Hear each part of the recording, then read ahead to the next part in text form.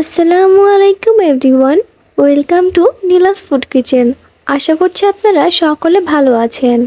আজকে আমি আপনাদের সাথে শেয়ার করব খুবই সহজে বুটের হালুয়ার রেসিপি। এই হালুয়াটা তৈরি করা খুবই সহজ আর খেতেও কিন্তু দারুণ মজা। শবে বরাত তো চলে এসেছে, অনেকের বাড়িতেই এই হালুয়াটা করে থাকে।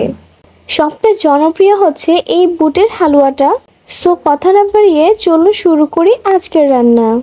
প্রথমে আমি 1 কাপ বুটের ডাল সারা রাত ভিজিয়ে রেখেছিলাম। ভেজানোর ফলে দেখুন ডালগুলো ফুলে উঠেছে। এখন আমি একটি প্যানে ট্রান্সফার করে দিচ্ছি।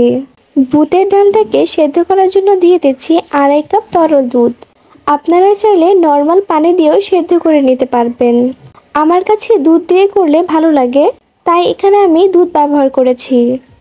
প্রায় 8 থেকে 10 মিনিট সেদ্ধ করার পরে দেখুন ডালগুলো সেদ্ধ হয়ে গিয়েছে।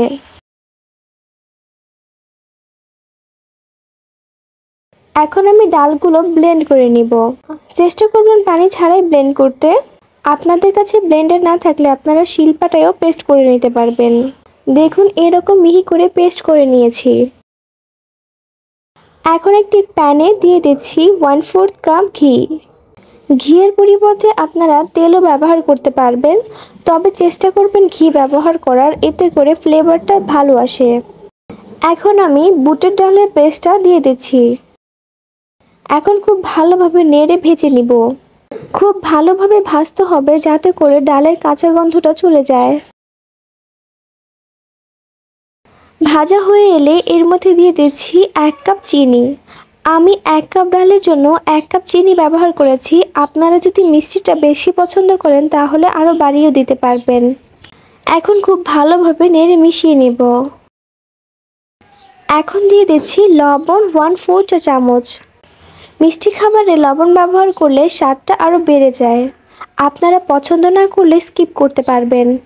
এখন খুব ভালোভাবে নেড়ে মিশিয়ে নিব।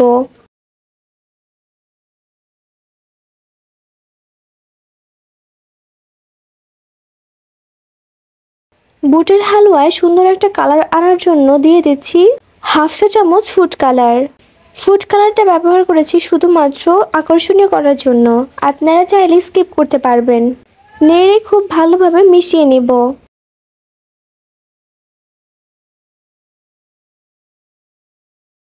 এখন দিয়ে দিচ্ছি গুঁড়ো দুধ 1/3 কাপ।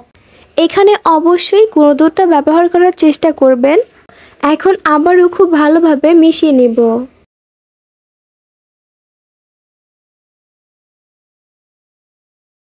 রান্নার প্রায় শেষ পর্যায়ে দিয়ে দিচ্ছি ঘি 4 টেবিল চামচ। এখন খুব ভালোভাবে নেড়ে মিশিয়ে নেব। আপনি যদি আমার চ্যানেলে নতুন হয়ে থাকেন তাহলে প্লিজ আমার চ্যানেলটি সাবস্ক্রাইব করে দিবেন আর পাশে থাকা বেল আইকনে ক্লিক করে দিবেন। মেশাতে মেশাতে দেখুন আমার হালুয়াটি তৈরি হয়ে গিয়েছে। এখন আমি নামিয়ে নিব।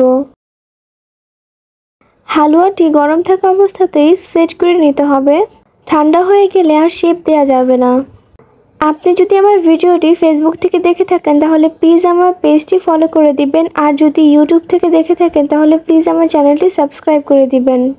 সেট করার পরে হালকা গরম থাকা অবস্থাতেই কেটে নিতে হবে এবং আপনাদের পছন্দ অনুযায়ী শেপ দিয়ে নেবেন। দেখতেই তো পারলেন কত সহজে বুটের হালুয়াটি তৈরি করে নিলাম। আশা করছি আমার আজকের রেসিপিটি আপনাদের কাছে ভালো লেগেছে। ভালো লেগে থাকলে অবশ্যই একটা লাইক দেবেন এবং কমেন্ট করে জানাবেন আপনাদের কাছে কেমন লেগেছে। ভিডিওর কমেন্ট বক্সে জানিয়ে দেবেন আপনারা কোথা থেকে আমার ভিডিওটি দেখছেন। ডেকোরেশনের জন্য আমি এখানে কিশমিশ ব্যবহার করছি, আপনারা চাইলে বাদাম দিয়েও সাজিয়ে নিতে পারবেন। আজকের মতো এই পর্যন্তই। ভালো থাকুন, সুস্থ থাকুন, আল্লাহ হাফেজ।